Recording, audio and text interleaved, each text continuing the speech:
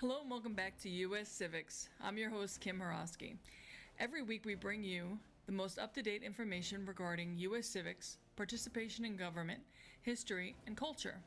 On the table next to me you see we have Snapple bottles. They are not our sponsor, but they have a really cool fact, which is every time you open a bottle, underneath you get a cool piece of history.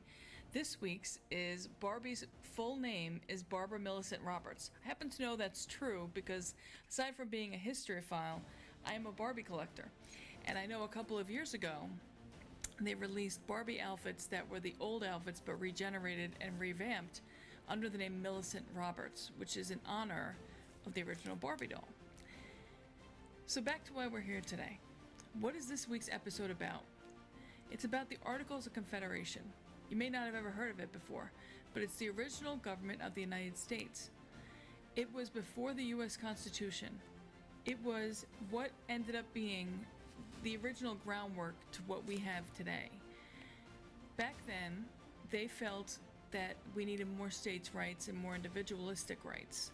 So they really were heavy-handed on the 13 colonies to each have their own identity, have their own rights, and stand on their own. They did not have a president, and they had no courts. So they had no way to determine if things were actually fair and just or not. In 1781 to 1789, the Continental Congress would meet to go over various times to see if the Articles of Confederation were working and to see if it was actually the most viable form of government.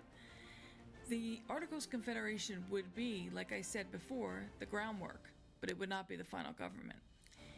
It was noted that maybe a leader was important, but we have to do it not directly as a leader, but we have to put in facets to make sure that the leader is not going to become a dictator or an emperor or a king, which is what they were worried about. They also wanted to make sure that Congress, which under the Articles of Confederation was not voted in, was able to be voted in, that the average person actually held the government in their hands. They voted on what the government was going to be.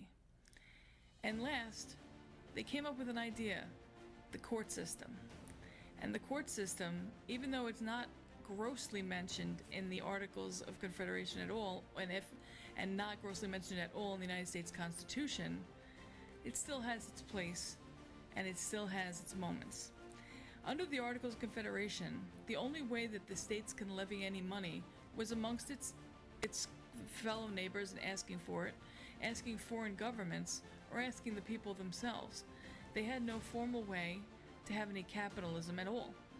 Adam Smith, who is the father of modern capitalism, wanted the country to run under a capitalist regime so that people can openly make as much money as they wanted to. But you can't do that unless you actually have a system that can pay people and make sure that things are paid for. So the Articles of Confederation had a couple of bumps and a couple of lumps that we had to get over. The good news is that we got rid of the Articles of Confederation. The bad news is that it taught us a very important lesson, and that is that even though we don't want a king, we need a president. So we need someone to guide the ship, someone to actually be the person who determines how things are going to be run and be the most powerful person in the United States. Something that the founders were afraid of, but something that was necessary evil. Now next week we're going to start delving into the actual Constitution little by little, breaking apart each article to make sure that you know exactly how they operate and to make sure that you know what the actual rights of every article are. I'd like to thank you for joining us for In a Flash Photo Corp's production. And this is the new Long Island studio here at In a Flash Photo Corp Productions. Thank you for having us, and please think about liking and subscribing. Every week we'll bring you more information, and hopefully we'll make history less of a mystery. Thanks.